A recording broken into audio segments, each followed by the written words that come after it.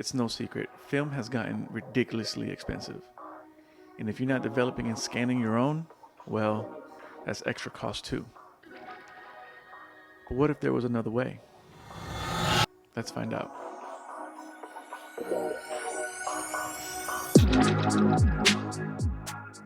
As you saw in the video clips, I color graded them with Dehancer.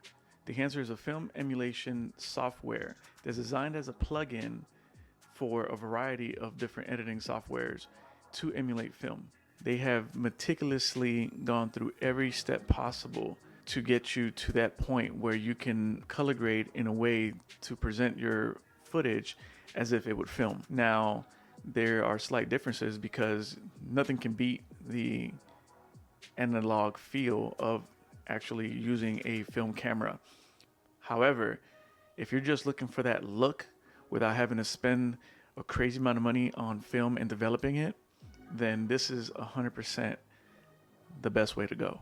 Before we get all into it, I just want to say that Dehancer reached out to me and they offered me 1 month to use Dehancer, the photo and video plugins, free of charge, and all I had to do was provide an honest review of how I enjoyed the product, if I had any questions about the product, anything that I didn't like, or anything that they could do better. So now that we got that out the way, let's get into the video. Now I can sit here and talk about Dehancer and what it can do for you, but it'd be better if I just show you. So what we're gonna do is we're gonna go on the computer and walk through the video clips step by step from beginning to end of the color grading process using Dehancer. So that's what we're gonna do now. All right, so we are going to break down the first clip.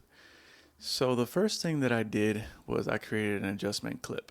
By the way, I use Final Cut. Don't judge me. I like it. Eventually one day, maybe I'll get to DaVinci, but here we are with Final Cut, but neither here or there. Let's get started. All right, so the first thing I did was use my LUT, right? So I shot it with the Sony a7R5. I shot it on S-Log3 and I did a conversion LUT, and that was my first step. Now, one of the cool things I will say about Dehancer is that you can put, you can choose your camera and it has pretty much very updated camera profiles. So you can upload the Rec 709 conversion that they have. However, I like my conversion LUT, so that's what I decided to go with. So for the source, I did Rec 709. Basically, it leaves it untouched. And then came down here, made a few adjustments to my exposure and my temperature, and then the defringe to kind of take off any small like chromatic aberration that might have been there. So yeah, that was my first step. And then down here is where it starts to get fun, right? Because this is where the film profiles are. Now, like I told you before, there are a very large amount of profiles that you can use. However, for this one, I wanted to use Kodak Vision 3 250D. I am obsessed with the Kodak motion picture film, so that's the one that I wanted to use. So let's enable that to see what it looks like. And this is just like the base. We haven't even like got into it and cracked it open yet. So this is the baseline of what the Kodak Vision 3 250D looks like from Dehancer. And then here you have the push and pull, right? And if you've shot film before, you understand like pushing and pulling has different effects on your film and how it's developed and scanned. So I pushed it about 0.34, but for the sake of the video, let's just move it around and see what it looks like. As you can see, you get like totally different ends of the spectrum of what that film looks like. So let's move that back. We'll say 3.4. There we go. All right, so moving on to the film developer.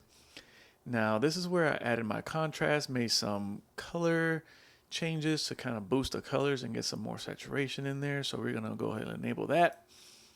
And then that's what we got, right? So I added some contrast, slight change in the gamma correction just to get a little bit more of exposure, and the color boost to bring some color back into her skin and into the overall scene. So that was before, this is after. And moving on to the film compression. All right, so we're gonna go ahead and enable that. And as you can see, it kind of flattened out the image a little bit. I didn't want her highlights to be especially bright, so I went for a more flatter image to give me a little bit more of a base to start from, and made a few changes. So then we go down to the expand, and then I gave myself a little bit of contrast, bring some contrast back into the shadows, into the colors, especially in the hair. If you can see the hair, it gets a little bit darker and it becomes just a little bit more richer, and you can see the shine and the vibrance in the highlights there. So then down to the print. This is another interesting aspect, because if you've shot film, motion picture film for that matter, they have different profiles, right? Where how you print the film and then you get it digitized. So there's linear, Cineon film log, the Fujifilm 3513, Kodak 2383, and then you have the Kodak Enduri gloss paper. So I went with the Kodak Endura glossy paper because I liked the way that it overall looked and the feel that it gave to my footage. So just for the video, I'll go through the different ones. So I'll go through linear. Then you have film log, which basically just flattens out and gives you a washed out footage. Then you have the Fujifilm, which doesn't look bad. I like it a little bit. Then you have the Kodak. See what it looks like before and after. And then you have the Kodak Endura glossy paper, which I prefer this one the most. And then I made just some few different adjustments to it. Bumped up the exposure by a little bit, dropped the contrast just a little bit, and then added a little bit of color density. Left the saturation the same because I like the way that the colors looked. And then that was pretty much it for that. And then when we go down to the color head, this right here is where you can start playing with the way that the colors kind of work with each other. So you have your basic yellow, magenta, cyan, blue, green, reds. Your RGB, CMY. And then here I just played around with it a little bit until I got the look that I wanted. So I definitely wanted a more warmer tone. So I went over with the skin tones, leaving them where they were, but we'll get down to that in a minute. I wanted to add a little bit more blue back into the footage because it was looking very teal, and while people really like that blockbuster look, I try to stay away from it because it's very cliche, I guess. So let's go ahead and enable that. So that's what it looks like. You start to get like that orange and teal look. So I kind of went this way to get the blues back in there. And then I try to get the greens a little bit more back in, especially like get the magenta a little bit pushed out of her skin tone. So I went towards green a little bit. And then on the cyans and reds, kind of did the same thing. I tried to like just even it out a little bit, since I pushed more green and then the red, so I kind of evened it out in that sense. With the shadow tones, kind of the same deal. If you go left, you introduce more blues. If you go right, you warm it up. So let's go back to that. And in the midtones, I wanted to bump a little bit of the yellows out. So I brought a little bit more blue into there to kind of cool it down a little bit. And then the highlights as you can tell, I kind of lean more towards the cooler tones, especially like if there's already like a warmth to the footage, then it could just look like straight up like Oompa Loompa. I don't know. Not my thing. So I brought in a little bit more blue into the highlight tones, especially you could see it in the green, in the, not the greens, I'm sorry, but the sky kind of brings back those blues, and then in the dress as well. So this is the before and after. As you can see on the trees, you can see a little bit more blue, especially like in the shadows, which is what I was really kind of going for. All right, so film grain, this one's a tricky one, honestly, because like they have different ones for the different types of film that range from 8mm to 65mm. And I feel like they're very strong. And I like my grain to be a little bit more subtle. So I went for a custom route and pretty much is very minimal while still adding just enough to bring some like that texture. So we'll go ahead and enable that. And you can see it's very subtle, you know, once obviously like right now it's a still, but once it's moving, you see it dancing the grain, and it looks very beautiful. I really like the way that they did the grain. All right, so that was before and after.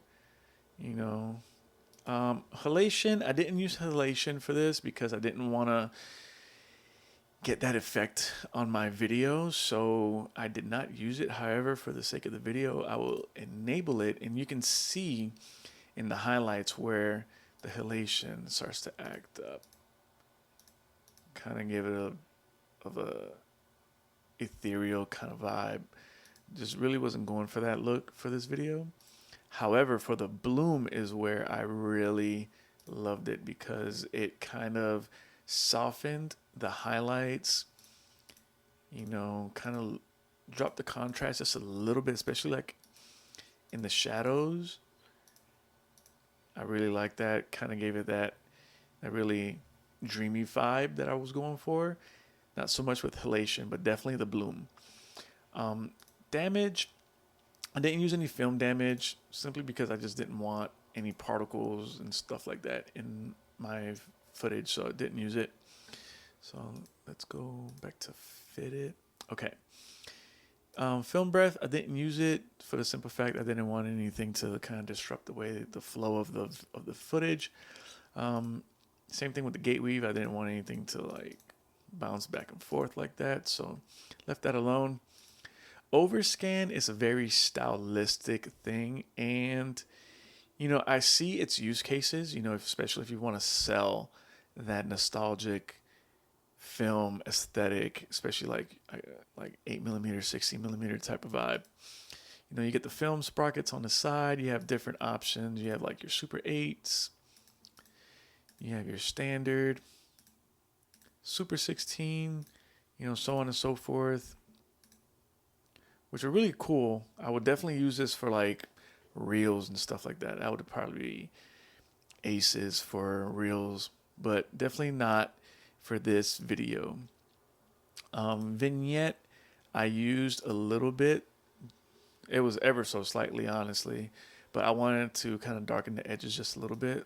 See how it looks if I just bump it just a little bit more. And yeah, that looks good. I like that. One of the cool things that I do really like about Dehancer is you can export what you just did into a LUT.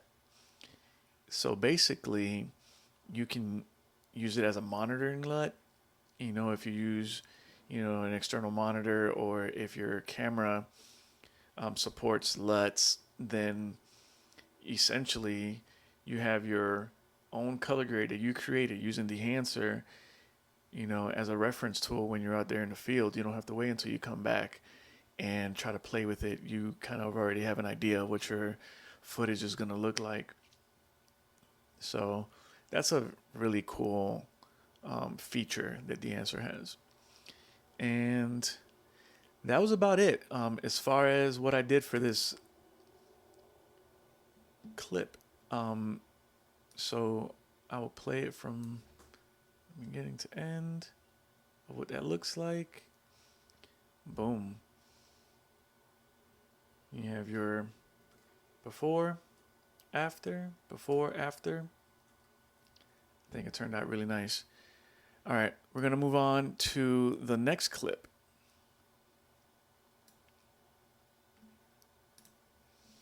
All right, let's go over to about right there so you can get her facial features. All right, perfect. So the same deal, I converted it to a Rec 709. Boom, that's what I started with. We'll move down here. I didn't do anything with the exposure or the temperature. I really like the way it looks, but just for the sake of the video, let's kind of see what that would look like. You know, warm it up a little bit. Yeah.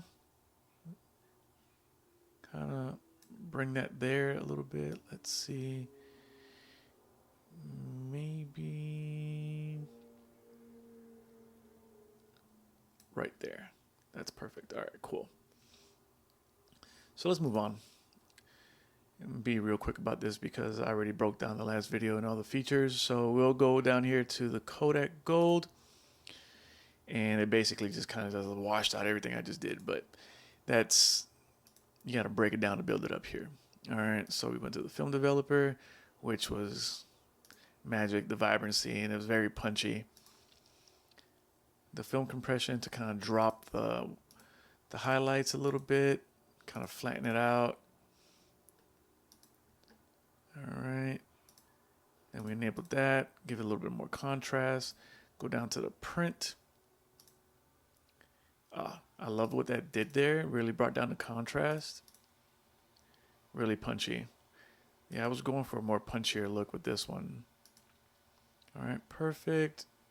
It was very minute changes on the color head, honestly.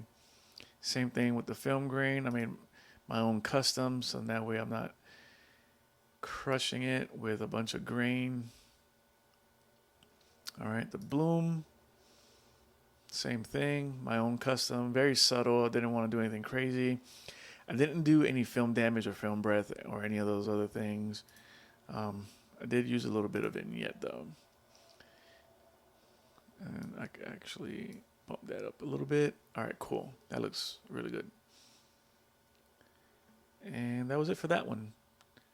And just one more, just to show a variety of different film profiles that I utilized during my time with Dehancer, which I thoroughly enjoyed, man. This was a really cool opportunity. All right, so here we are. We are at changing it over to my Rec 709. All right. It was minor changes here with the exposure. Didn't do anything else here. All right, so I use Kodak Vision 3 200T. As you can tell, I really like the Kodak Vision 3 film. It's an amazing film stock. All the different varieties that they have. All right, so here we go. Film developer. Film compression was very subtle. You almost don't even notice it, honestly. Bring back a little bit of contrast. I used the Kodak, which brought me back a little bit more contrast, a little more punch into her skin, which I really love the way that turned out. With the color head, I kind of cooled it down just a little bit. I was going for more of like a cinematic workout routine video. So that's why I kind of added a little bit of the blue back into it, you know, that orange and teal. But this one has a little more magenta into it, so I'm not going to say it was more so orange and teal. But definitely has that movie, that motion picture look that Kodak Vision provides. All right, so add a little bit of grain just for texture. Didn't use halation. I used the 35 millimeter, the Super 35, just kind of soften it up. I'm not sure how I feel about it now, honestly. So we're going to leave that off because I really like the hard edges This is not a dreamy workout, right? No film damage, no film breath, no gate weave, overscan used. I did use a little bit of vignette. Boom, right there. I could probably drop it by a hair or so. And then move it just a little bit. So then she's more exposed. And then, yep, leave the feather at 100. And then that was it. So we'll do a before and after. So this is the log footage, super flat. And then straight to life, man. I really love the way that looks. Now I shot this in anamorphic, so, you know, let me just do a de-squeeze real quick. Just in that way you guys can see what that looks like once I de-squeezed it. Boom. Now you can't tell me that's not look like a movie. That is the most cinematic workout I've ever seen in my life. And that's the end of the walkthrough with Dehancer for the video. So that was my breakdown on how I utilize Dehancer for my color grading. If I had to pick one thing that I didn't like about the software, I would have to dig very deep, because there was nothing about the software that really didn't appeal to me. From beginning to end, it was very simple to utilize. You know, it's a lot of, you know, playing with the sliders and dialing in to look exactly how you want. I think it's a fantastic tool. It really added to my workflow. It didn't really take away from the workflow. It was very simple to, you know, install into Final Cut and just rip and run with it. And what I really liked is that I can change the opacity, to change the strength of it, you know, especially if I use my own Rec 709 conversion. You know, that really was key in order for me to dial in the colors that I really wanted and be able to play with the opacity of the color grade once I was finished with it. Now, I didn't change anything because I really liked the way that it turned out. However, if I wanted to, the option was there. You know, it wasn't a very destructive way of editing, which I really enjoyed and I really appreciate. So that pretty much wraps up the video side of Dehancer. Now we're going to dive into the photo plugin. Some things were a little more difficult to work around, but I managed, and I'm going to walk you all through that aspect of it. All right, so here we are in Photoshop, where I typically do my final touches, which include my retouch and color grading. So we're gonna get right into it. All right, so going off of the first layer, which is completely flat, which Dehancer suggests that we have our images flattened in order to do the further processing using the plugin. So this is what it looks like, very flat image, and we are going to go through the process, right? So here is the Dehancer smart object that I had already created to just expedite the time, right? So we're going to click on it and go through the paces, right? So we're going to the presets, and what I did was I've already created a few presets just based off of what I was using already. So we're just gonna go through the process and uncheck all these items. And there's just a few things that's different from the photo plugin that's different from the video plugin, but most of it's still the same, just little things that are more catered towards video. All right, so we'll go here, start with the Fuji color. So if you go over here, basically you have your film profiles, and you can click on color negative, motion picture, just kind of isolate them. And then you have all the profiles that are available to you, which is pretty extensive. I decided to go with Fuji Color Pro 400H because I've shot with it on medium format and I really love the way that that looks. So that's the one that I wanted to go with. So going into it, I made a few changes with the exposure, kind of bumped it up a little bit. Minor changes to the temperature, the defringe to kind of get any chromatic aberration that might have been there. But overall, like, it's really about just changing it to taste, you know, like find what works for you and then just flex to your liking, you know, honestly. All right. Cool. All right, the film developer. This is where I added my contrast and my color. And like before, you know, like the gamma correction, just like in the video plugin, you know, it kind of can make a little bit of changes to your exposure. And then the contrast boost, you know, does exactly what it says it does. Adds a little more contrast, a little more punch into the color. All right, moving to the film compression. This is basically, you know, how does it handle the highlights. And I shot off camera flash, obviously, and this is trying to keep the hot spots from being too hot. So very minor. You don't necessarily notice it unless you start getting really drastic with it. So very subtle. So the expand, this here is to basically, you know, mess with the blacks, you know, if you want to lift them a little bit or if you want to add more contrast. And same with the white point, you know, for the highlights and kind of just overall brighten up the image.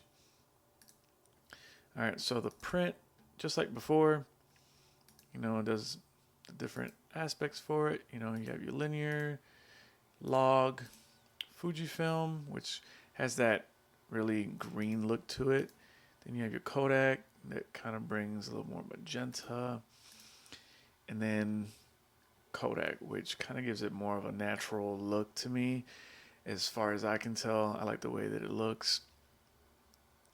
All right, so moving down to color head, where you can make further adjustments. I kind of cooled it down just a little bit. I don't know, I think I just like a little bit of a cooler look. So,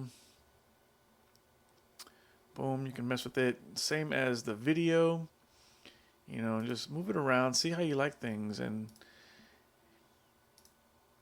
how it feels and appeals to your taste. I didn't use any halation. I used a little bit of bloom with customized. Like I said before, grain, you have to like be really subtle with it because it could be really strong. You know, if you're looking for that 100% like film look where it's like you get the grain characteristics, then go for it. But for me, it's just a matter of taste, and how I like highlight my images to look. Very subtle with the grain. All right, so let's do a preview before, after. Really gives it a bit of a pop to it, right? So get back to the image. And here we go. That was my final edit that I really liked. It was really punchy. I really liked the way it looked. The colors, everything about it was just fantastic. And then let's go into the next photo. All right, so with this one, I first started with a removal and get rid of some junk. And then go into the Dehancer. All right, cool. So this was my final edit, and I loved the way that looked. But let's break it down from beginning to end and close out of all these things. Just so you can see like the construction of the image from just the film profile, how it looks, and then what you can do to tailor it to get it the way that you want. First I started with the exposure compensation, kind of bumped it up a little bit, changed the temperature a little bit, just tweaked it. Didn't do much with the tint, just ever so slightly shifted it. Moving to the film developer is where I started to get really crafty with my colors because I really like that color boost. I really wanted to bring more of the skin tone to pop and just the overall feel of the image. So it looked like before, and already like night and day from a flat image to the film profile to the film developer. It was, yeah, loved the way that looked. All right, going down to the film compression and really push down the highlights and really compress that. So before, after, kind of gives it a little more of a softer look, I feel, and really brings a little more emotion, I feel like, into the image. It really sells the look that she has going on. I didn't do a whole lot with the black point. Very subtle, almost nothing at all, honestly. And then the Kodak Endura really made her pop just a little bit more. Like the shadows were there. I really like shooting into the shadow side, but I don't like losing a whole lot of detail. So this brought a little bit more of a fade. I mean, I could always bump the tonal contrast just a little bit. Yeah, I think that works right there. All right, so for the color head, I just added just a little bit of yellow to bring that warmth back. And a little bit of cyan. So you can see the yellows popping into her skin, and then everywhere else you can see a little bit of the blue. All right. See what I mean? Like with the film grain, I could say that that's probably one thing. Like it can be really strong and overbearing. I tend to go with a custom look if I do use grain for my photos. I didn't use halation, but I did use a little bit of bloom to kind of soften the highlights just a little bit, especially in that T-zone. There's nothing really I could do about that unless I did like a removal in Photoshop, but I wanted to leave it there just to give it the drama. And that was about it. The vignette really brings the exposure down, so I didn't like that.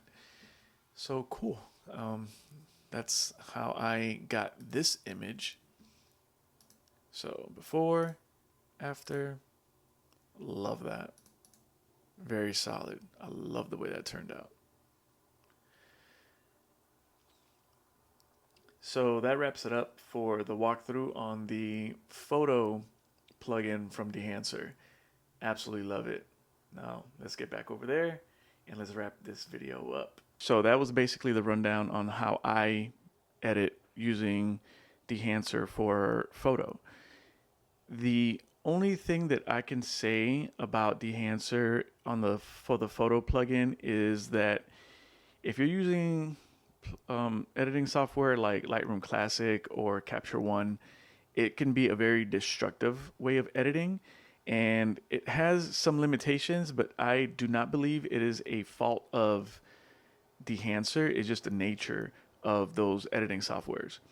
As for me, when I finish my color grading, whether I was using Dehancer or not, I always move my files over to Photoshop because I like to work in layers. And that enables me to, work and edit in a very non-destructive way. And I can always go back to that layer and make my adjustments. So that was the biggest difference, but it's no hindrance of mine because I don't use Lightroom Classic or Capture One for the final touches on my images. So that works out.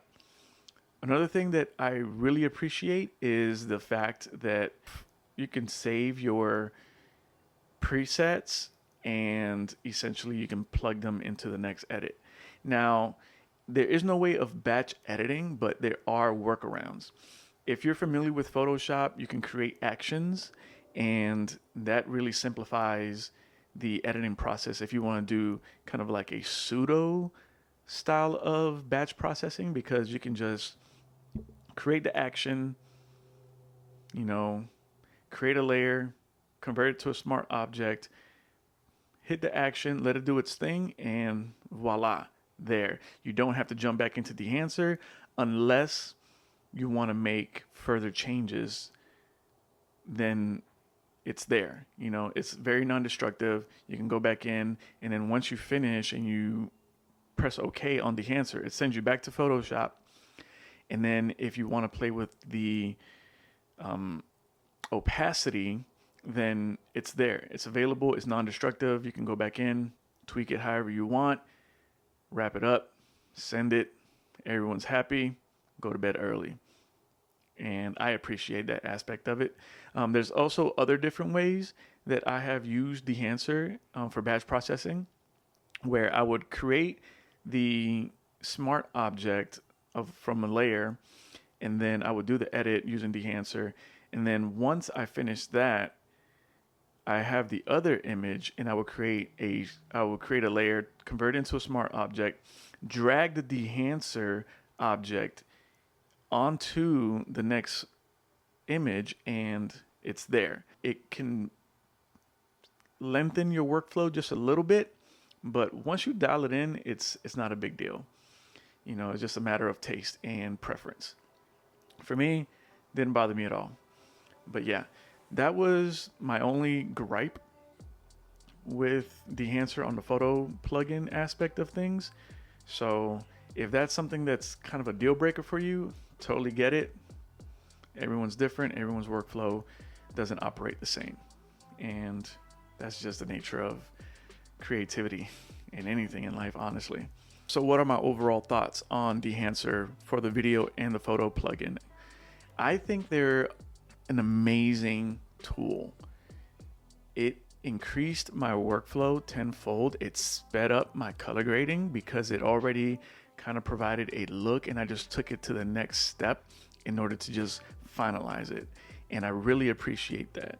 It really made my images come to life the way that I want them to, while still getting that nostalgic aesthetic that we all crave for these days, especially when you have so many different options. I mean, they have over 60 film profiles at your disposal.